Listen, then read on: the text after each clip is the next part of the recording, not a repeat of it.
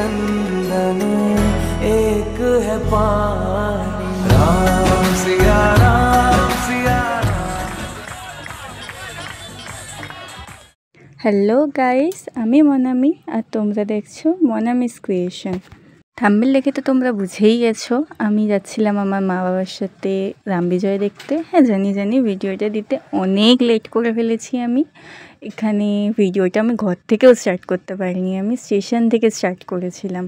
এখানে আমরা ট্রেনে করে রামরাজতলা চলে গিয়েছিলাম, কিন্তু সত্যি বলতে যেতে আমাদের অনেকটা লেট হয়ে গিয়েছিল।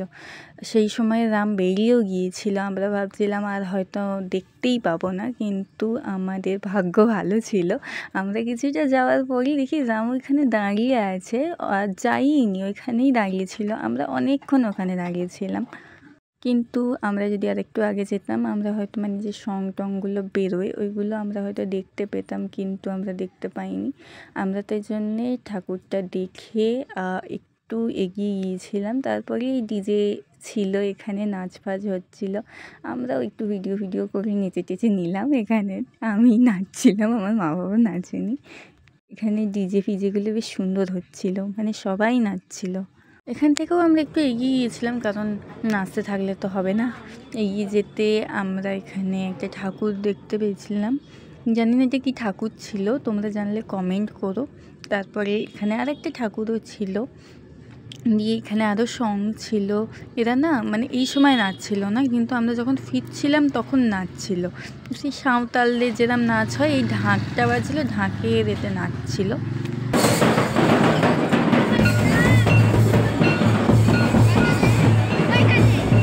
ওটা মনে হয় না ঢাক ছিল বলে, ওর একটা হয়তো অন্য কোনো নাম রয়েছে, আমি ঠিক জানি না।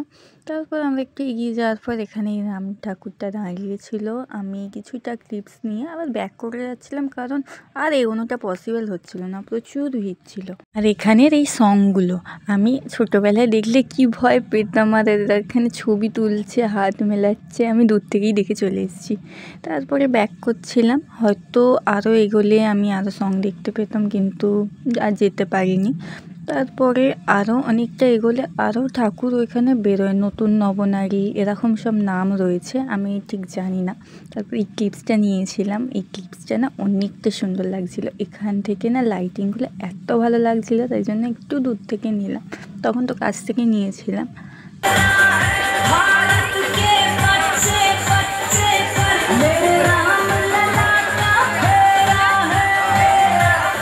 তারপরে আমরা আস্তে আস্তে বাড়ির দিকে ফিরছিলাম। এক সাইডে না অনেক মেলা বসেছিল, যে মেলাগুলো আমি দেখতে আসছিলাম। আর এখানের এই জিনিসগুলো আমার নজর কেড়ে নেয়, টেডি আমার খুব প্রিয় জিনিস এইগুলো। তো প্রচুর ভিড় হয়েছিল, এখান থেকে আমি গোপুর কয়েকটা জিনিস কিনেছিলাম, আমি কানের কিনেছিলাম, দিয়ে ব্যাক করে যাচ্ছিলাম ঘরের দিকে। দিয়ে ট্রেন আসার পরে আমরা ব্যাক করে যাই, যেহেতু রামরাজতলা থেকে দার্শনাগরতে একটাই স্টেশন, বেশিক্ষণ সময়ও লাগেনি আমাদের ঘরে ফিরতে। যে সময় আমরা ঘরে ফিরেছিলাম খুব একটা রাত হয়নি, 10টা বেজেছিল, তবু কেন এত রাস্তাঘাট ফাঁকা ছিল আমি জানি না। মা আর আমি আসছিলাম, বাবা একটু পরে আসছিল, তাই জন্যে আমরা একটু দাঁড়িয়ে গিয়েছিলাম। মাকে বলছিলাম একটু এদিকে তাকাও, কীরকমভাবে দেখছিল, মা ভেবেছে ক্যামেরা অন নেই। এরপর বাড়ির দিকে ফেরার এই রাস্তাটায় তো সারা বছর জল থাকবে, কেন জানি না রাস্তা থেকে জল নামতেই চায় না, যেখানেই যেতে হবে এই রাস্তায় জল পেরিয়ে আসতে হবে। আমি তারপর ঘরে চলে এসেছিলাম, আমার মুখ চোখ দেখে বুঝতেই পারছো কী অবস্থা, পুরো গেছে। যাই হোক, আবার পরের কোনো ব্লগে দেখা হবে। লাইক কমেন্ট শেয়ার করে দিও, ততক্ষণের জন্য টাটা।